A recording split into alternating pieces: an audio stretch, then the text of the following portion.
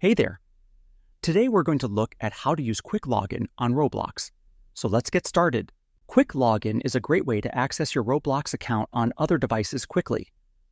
First, open Roblox on the device where you are already logged in. Then, click the settings icon at the top right corner and select Quick Login.